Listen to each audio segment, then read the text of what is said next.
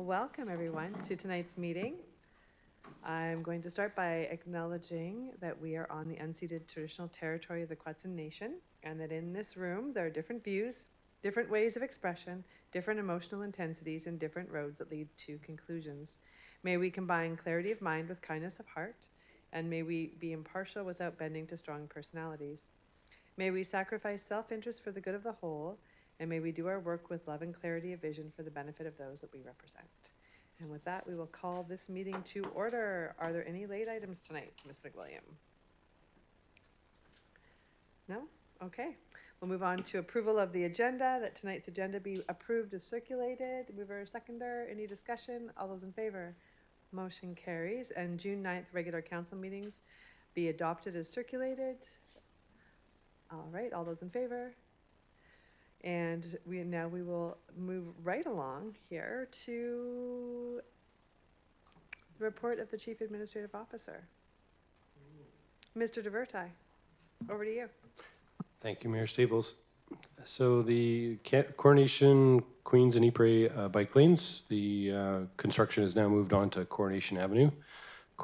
Coronation Avenue westbound is now closed at Ypres, with all traffic towards the downtown being directed via Ypres and Queens Road. The 561 Dobson development is on the zoning bylaw amendment for that is on council's agenda for consideration of adoption now that the Ministry of Transportation and Transit have approved the bylaw. And the applicant has registered the covenant. The development permit application will be considered at the staff level. The Friendship Park project, the contractor is correcting a few deficiencies and very close to completing. We're hopeful that they'll be opening the park actually later this week. There may be still some protective fencing around the grass, but that we may be past the point that we can open the entire thing up, hopefully for this weekend. And lastly, just touching base on the citizen survey, will be getting launched beginning of September. And that's about it for now. Excellent. Are there questions from council? Councillor Duncan. Thank you, Madam Mayor. Through you to Mr. DeVerti, any response on speed bumps, possibly on Duncan? I believe they've been ordered, and look back, I was just checking in with Mr. Murphy late last week, and I can't remember honestly what the answer was. All right. Oh, okay, go ahead, Brian. Sorry, Mr. Murphy, go ahead.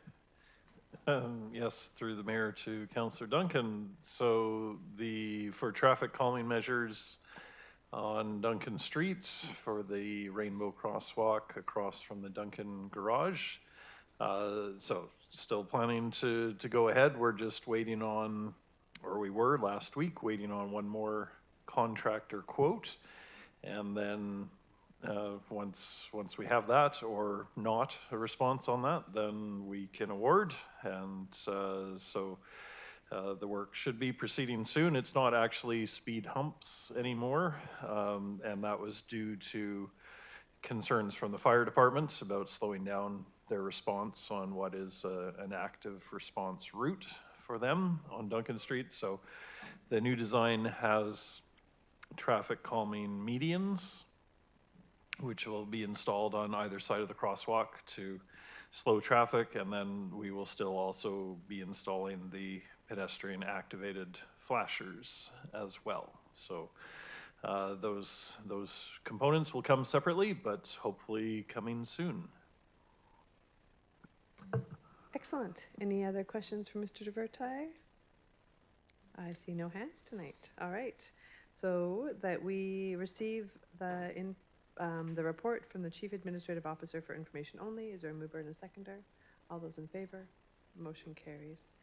And now we're going to go over to a lot of Ms. Crossman this evening for the next few reports. So starting with the first one, the annual report. Thank you, Mayor Staples. So the annual report is for the year 2024, and this is a culmination of everything I did for the whole entire year, put into a few pages.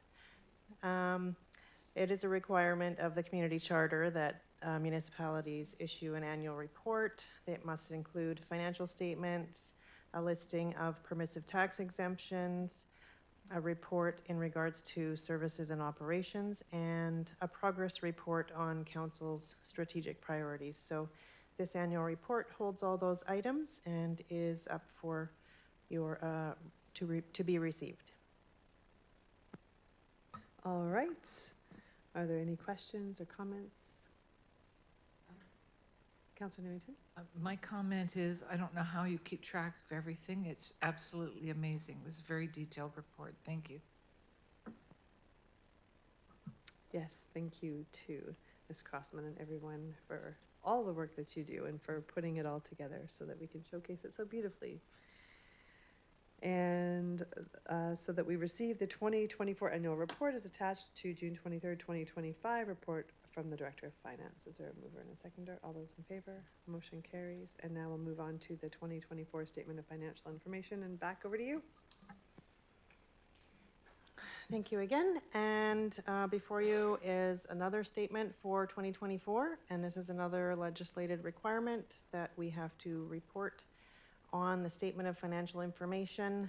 It has various schedules, including schedule of debts, of which the city has none, schedule of remuneration and expenses for elected officials and employees, severance agreements, schedule of suppliers of goods and services over a certain amount, and then statement of financial information approval and a management report, and again, the financial statements are included in this report as well. And so that it is on this agenda for your approval. Thank you.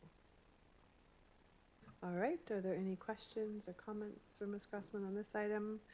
Seeing no hands, that council approve the 2024 Statement of Financial Information as attached to the June 23rd, 2025 report by the Director of Finance. Do I have a mover and a seconder? Any questions at the last moment? All those in favor? Motion carries. Thank you very much. And budget update. Again, over to you. Hi, it's me again. So I have before you a different year this time. This is 2025. I've done a report on how the year is going so far. So this goes from January to middle of June, and it just reports on the budget for the year and the actuals for the year so far. There are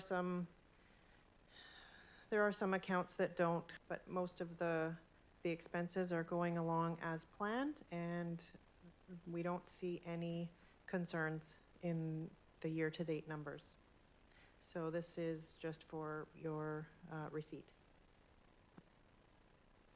Thank you.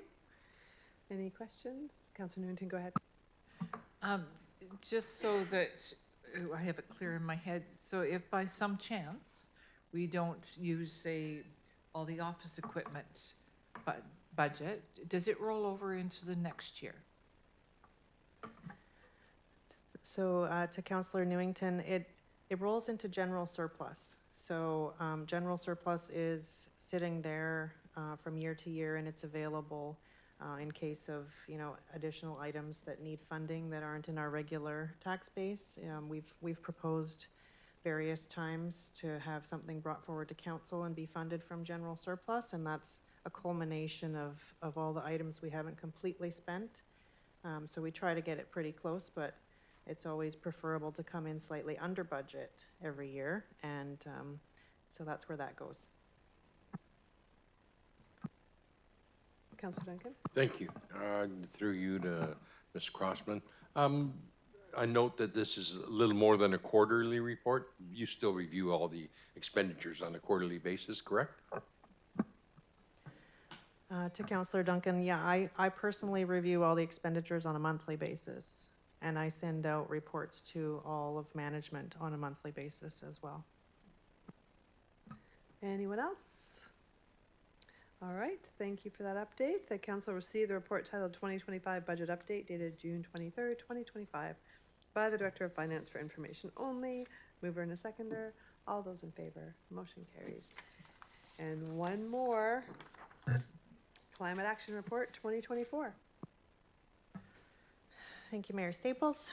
So this is a report on the city's climate action for 2024.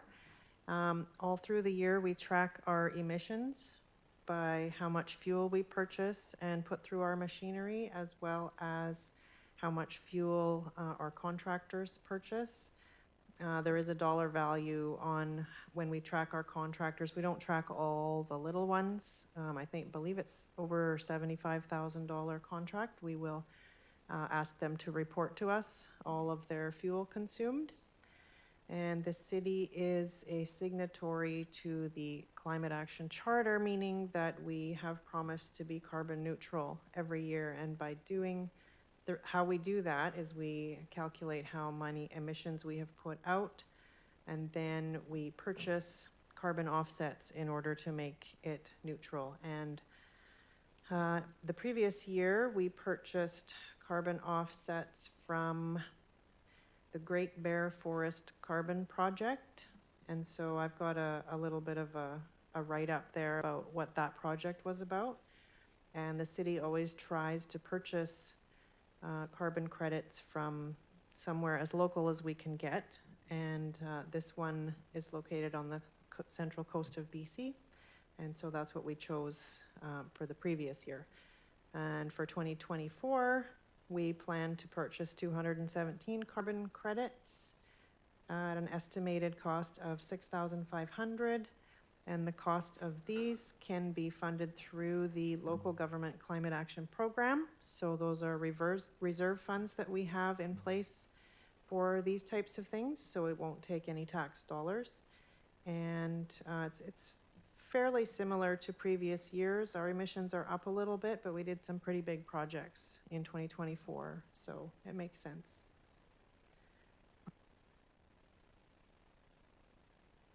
Is that everything? Okay, I wasn't sure if you were pausing. Any questions from council? Councillor Bruce, go ahead. I'm going to go against everything probably everybody thinks here, but I would like us not to buy $6,500 worth of climate action carbon credits. I think that from what I'm seeing, I don't think it's an exact science at all. And I'm not impressed with how we're going down this trail of carbon because carbon is so needed in our system. And we have forests that sequester carbon more than we can even produce it at this point. And I think when the dust settles, I think this is going to be something that we are getting taken down a little bit of a garden path, and I don't think we should contribute to this right now, and I haven't said it before, but I'm saying it now. And I would like us to hang on to that money, that climate action program reserve. That's where it's coming out of apparently. And I'd like us to hang on to that for some future endeavor, but I would like us not to buy carbon credits. Thank you. All right, anyone else? Councillor Duncan? Thank you, Madam Mayor. Just to clarify, if we don't buy the credits, then do we still receive the Climate Action Program funding? So the Climate Action Program funding is, I believe, separate from the Climate Action Charter. I'm not sure if Kyle has any comment on whether we have to be carbon neutral in order to receive those funds? No, we don't believe that we have to. We don't believe that they're linked. However, the city has signed an agreement saying that we will be carbon neutral every year. In order to achieve that, this is the way to do it. So I'll just leave it at that. Thank you. Councillor Duncan, do you have a follow-up? No? Okay. All right, that council received the report Climate Action Report for 2024 dated June 23rd, 2025 for information only, and the council directs staff to purchase 217 carbon credits at an approximate total cost of $6,500 to be funded from the local government climate action program reserve. Do I have a mover and a seconder? Any further discussion? All those in favor? Any opposed? Councillor Bruce opposed. Thank you for the report, Ms. Crossman. And we'll move on to Mr. Murphy now for the tender award Gibbins Reservoir Tank Number 2 lining. Good evening, Mayor and Council. So this is on the water system. The Gibbins Reservoir Tank Number 2 was identified for a life extension project some time ago, and so we've been working towards this project for a number of years. And so the existing reservoir, to reinforce it and extend its life by potentially up to 30 years or more, is proposed to be done through lining the reservoir. And so this is a common practice and a common way to extend the life of a tank like this one. And so we started the project by reviewing the potential lining options, the different technologies available, and then settled on this approach, which is high HDPE, so high density poly something. And so we put the scope of work together with the engineering consultants and put out a formal tender for companies to do the work. And so we received 2 bids. It got a little bit complicated because both bids were missing some administrative pieces. And so both bids were essentially non-compliant, but because we didn't have any other bids, we allowed both of the bidders to correct and to add in the pieces that were missing. And so then we had 2 compliant bids to look at. And so we then further reviewed the lowest cost bid and that company's credentials and experience and the likelihood of a successful project with that firm. And so they've been thoroughly reviewed. They're very experienced in working with liners of this type. And their construction superintendent in particular has the experience we'd want for this sort of project. And they're also backing up their bid with a performance bond for the amount of the project. So if something goes wrong, it can be covered by that performance bond. So everything lines up to recommend award to MCL Group. And the work itself would wait until the fall, until the dry months, because the reservoir is actively needed in the high water demand summer months. So the work won't happen until the fall, at which time that reservoir tank can be taken offline. And so the work will include draining the reservoir, getting it ready, and then there'll be some internal patching work done first, and that has already been scoped out because we have already previously drained the tank and inspected it in preparation for this project. And so there'll be some patching work on the inside, and then the liner will be installed, and it's mechanically fixed to the walls and the base of the tank. And then the reservoir will be put back in service. So it will be a relatively non-disruptive project. All the work will be at the reservoir site. There'll be some construction noise inevitably for the neighbors, but they'll be notified of the work coming in the fall. And yeah, a very important project, very worthwhile to extend the life of an existing tank by another 30 years or more. And fortunately, we have sufficient budget in the capital plan for this project, so we don't need to do any budget reallocations to fund this work. And so requesting council approval for the tender award. Thank you. Are there any questions? Go ahead, Councillor Newington. Thank you very much. Now, while the reservoir is offline, this will be a question that everybody will ask. Is there going to be any disruption to their water supply? Through the mayor to Councillor Newington, so again, that's why the work will be deferred to the fall, the wetter months, so when people aren't sprinkling and the water system, so the demand is back to a seasonal level. And so no, with the other tank at Gibbins and with Eagle Heights Reservoir as well, the system will function without any noticeable disruption at all. Councillor Duncan? Thank you, Your Worship. Just wondering, you've got a 4-week period as the construction time. Are there any penalties for not getting the work done in time? And would it be a problem if we have to rely on our other systems for longer than the 4 weeks?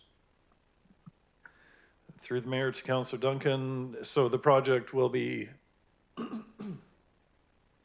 supervised by city staff, but also the engineering consultant who will be monitoring progress and providing updates and working with the contractor as needed if things are not proceeding as planned. But, and again, fortunate with timing, if we start the work in the fall, then we have all the way until late spring before the reservoir, that tank would be critically needed again. So there is a lot of contingency available in the schedule.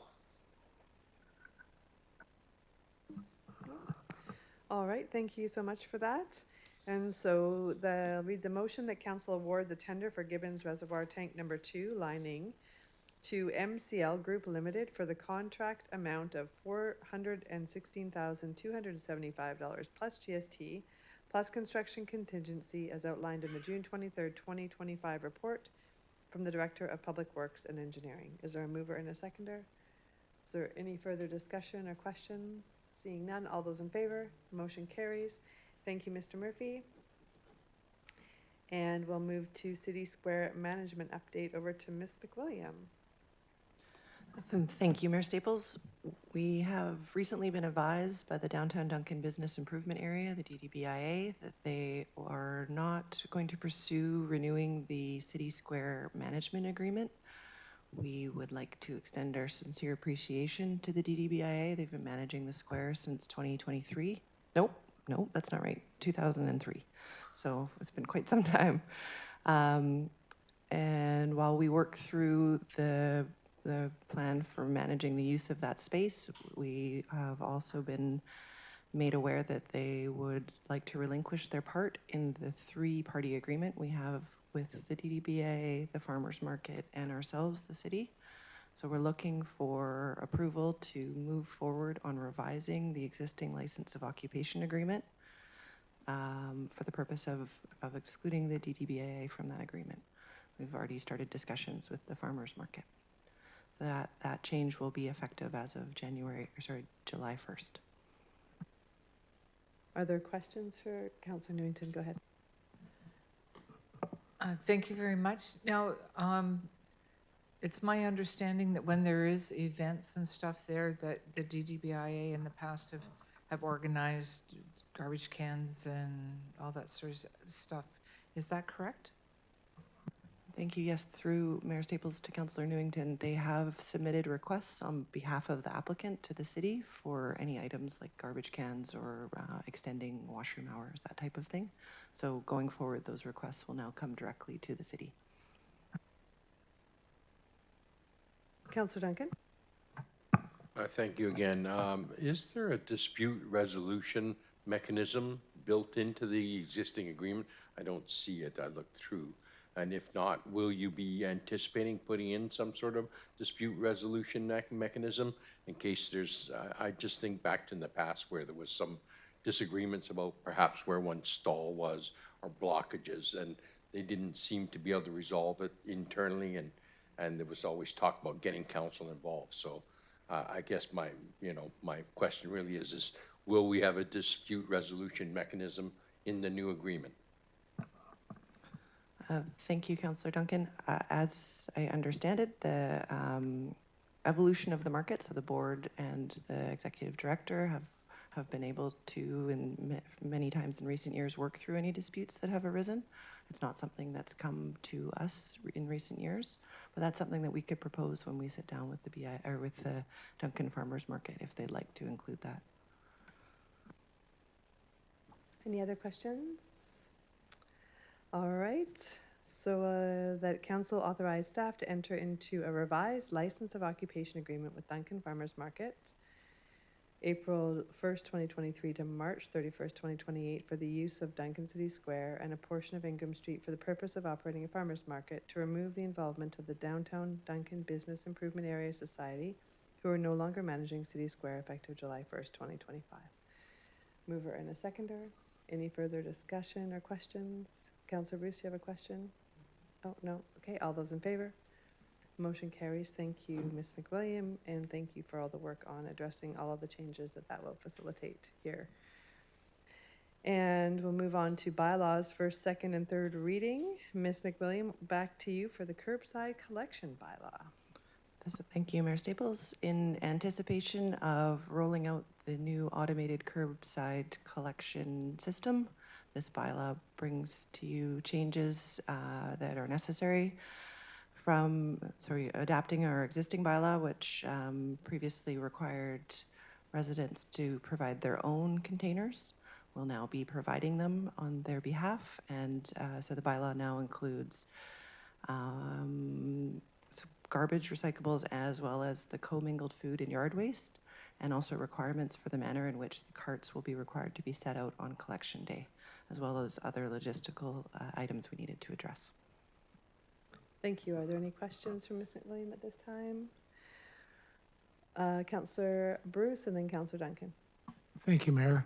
And I know what's in here. I did read what happens to glass.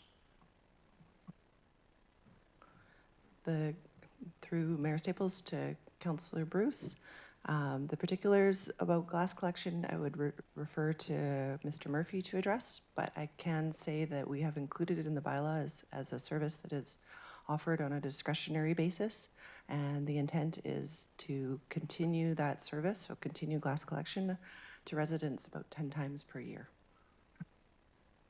Mr. Murphy, did you want to add anything to that? No? Okay. Thank you. Councillor Duncan, go ahead. Thank you again.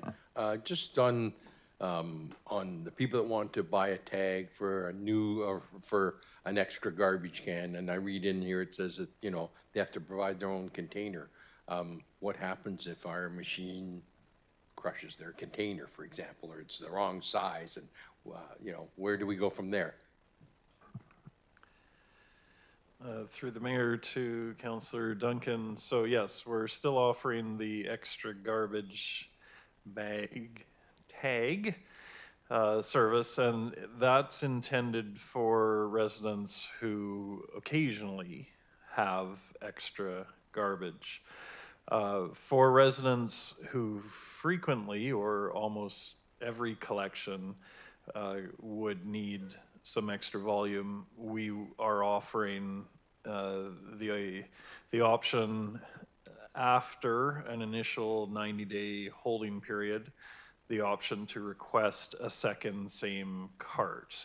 And that service will be much more efficient for everyone, for us, for the resident, but that's for residences that require extra volume regularly. So for infrequent, every now and then, the garbage tag service will still be available, so purchasing single tags.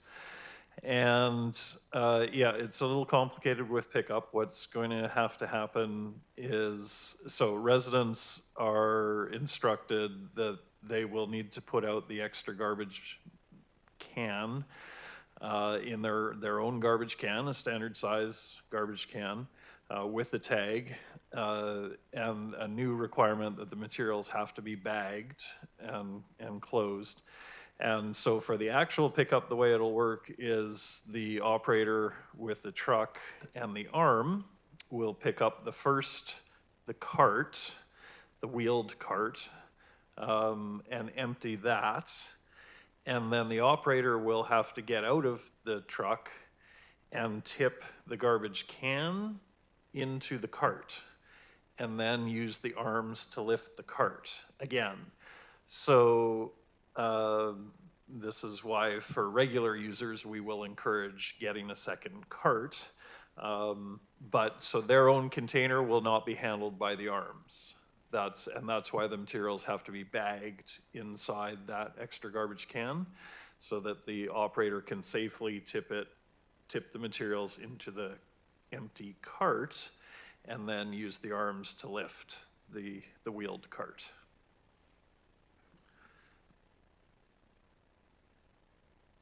All right. Good? Yeah. Okay, any other questions? No? All right, so we will read that out then. That council give first three readings, or give three readings to curbside collection bylaw number 3256, a bylaw to establish automated solid waste collection service in the city of Duncan. Mover and a seconder. All those in favor? Motion carries. Thank you very much. Thank you for that. It's been a long journey to get here. Still a ways to go, but we're getting there. And now back over to you again, Ms. Crossman. Thank you, Mayor Staples. So we have a fees and charges amendment bylaw before you for first three readings.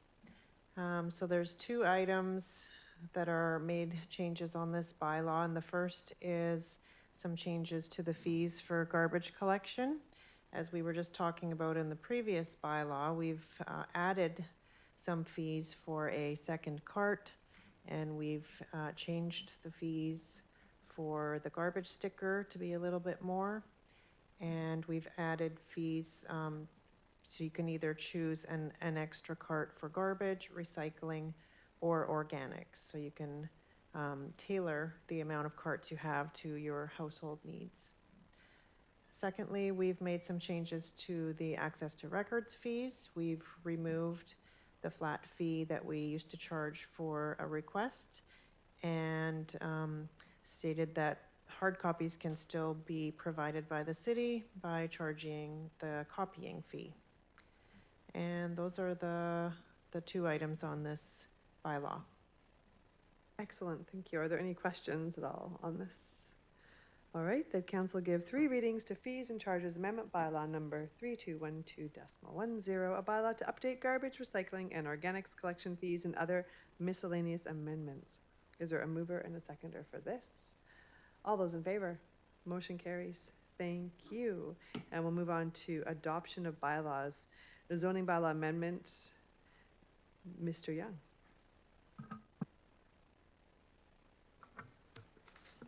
Thank you, Mayor Staples. This is a zoning amendment bylaw to establish a new highway corridor commercial 2 zone and rezone the subject properties from their existing highway corridor commercial zone to the new zone.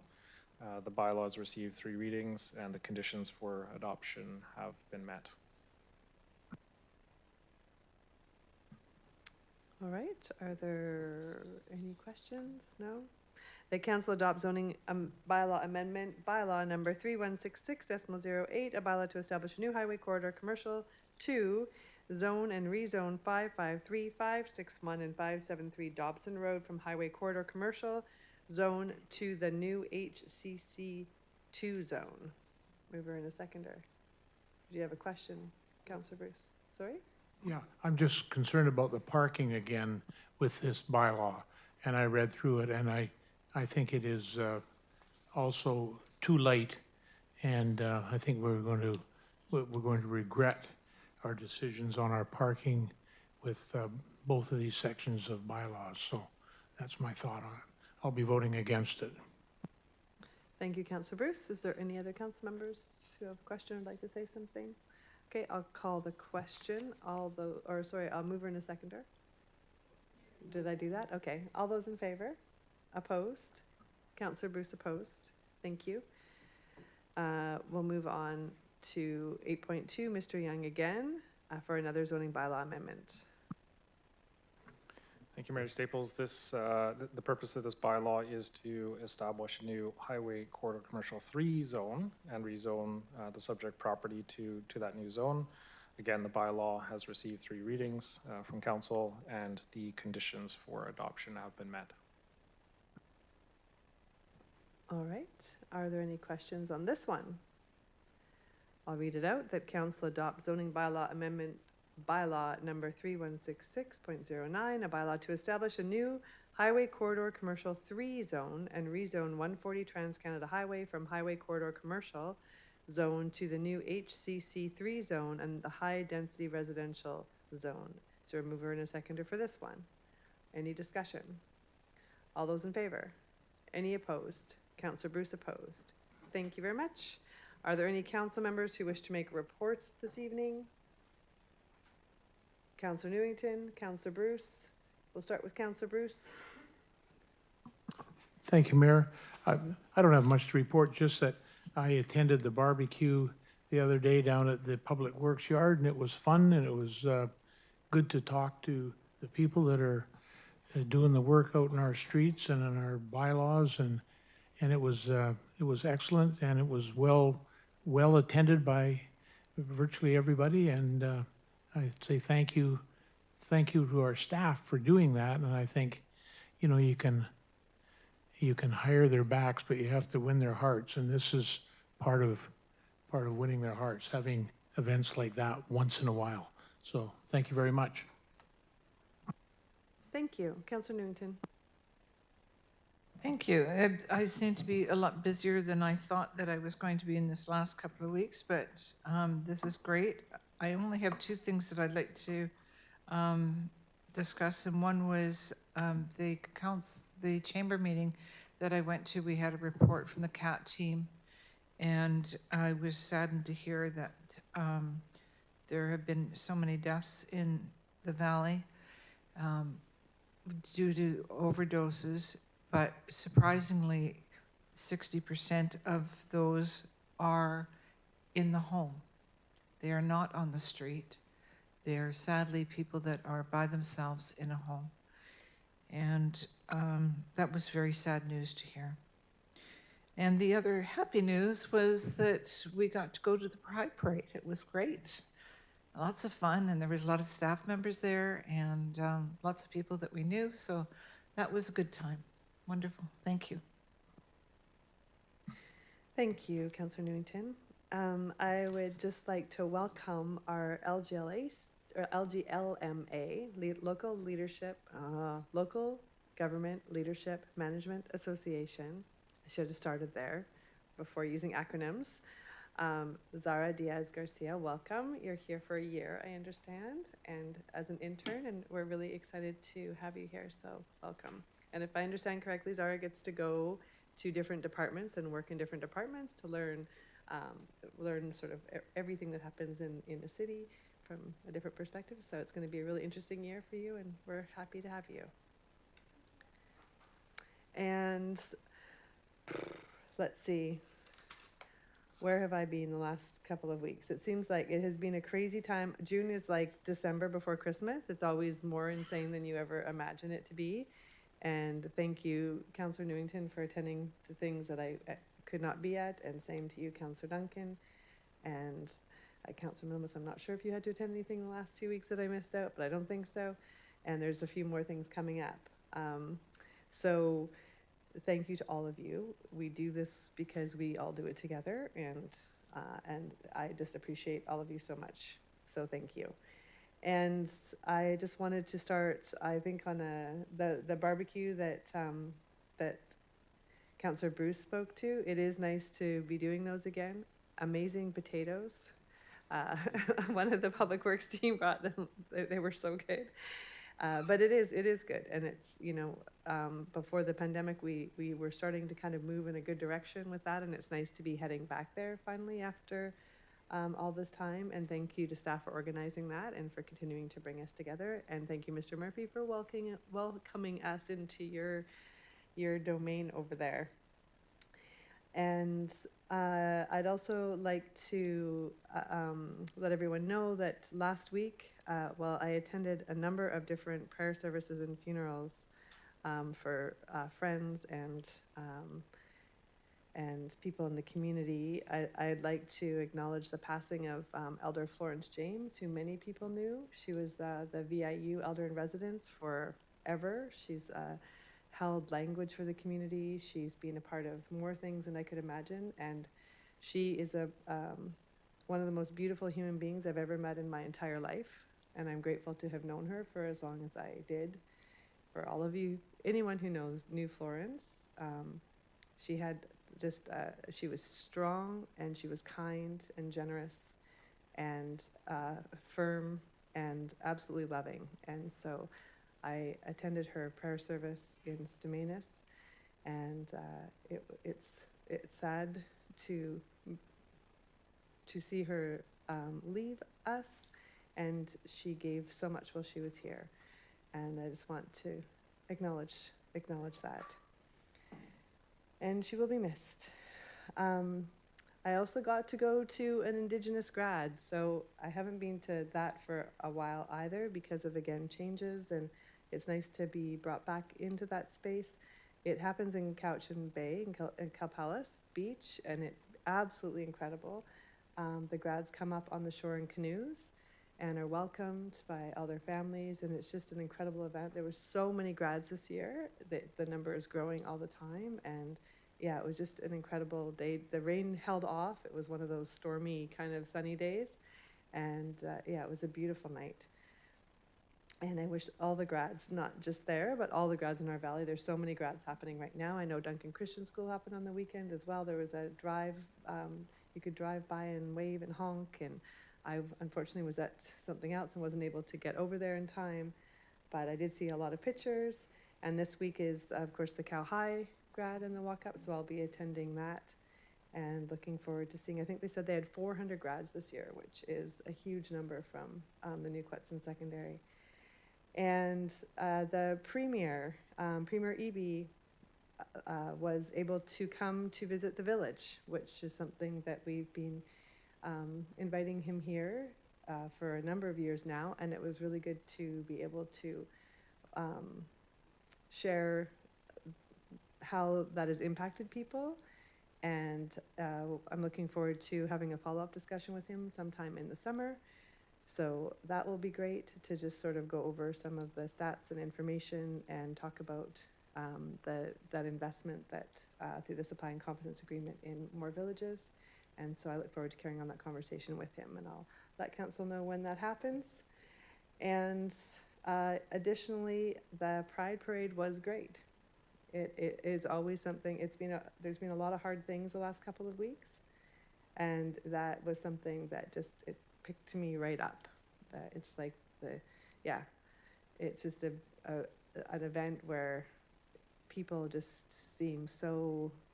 There's just a lot of joy there, and I really just appreciate that. And thanks for staff, or Ms. Hodgins and Ms. McWilliam, for all your work on that, for the decorating of the wagon that apparently is supposed to have either a baby or a dog in it, which people talked about a lot. I didn't know that was a thing for wagons, and for council who came out to support. It was a great event, but thank you so much for that, and for having our celebration flags finally for the city that we can now take to events so people know who we are when we're walking in events. Yeah, it was a really beautiful day, and to the Cowichan Pride for organizing that as well, and all the community partners that took part in that. And this week too, I've got grad the same day that I have grad. Actually have to go to Campbell River for my nephew's grad, and then come back and fly over to Vancouver to be part of a presentation. This week we're presenting on the work that we've done as a community working together to the community action team, the provincial community action teams. So they're having a conference in Vancouver, so we've been asked to come over and present sort of collaboration and action, which is really exciting. And so there's a panel of us that are coming over from Cowichan. So, and then I come back right away, and I have 50 minutes to drive to grad and from Maple Bay, so it's not that far. And I look forward to that, to both of those things, all three of those things. So That's it for me this week. And with that, we'll move to question period. Do we have a lineup of questions in the house, Ms. McWilliam? As usual? No? Okay. And so we'll move to a motion to close, that the meeting be closed to the public under the following sections of the community charter to discuss matters related to employee relations, sections 9D1C, labor relations or other employee relations. Mover, seconder, all those in favor, back in 5. Thanks, everyone.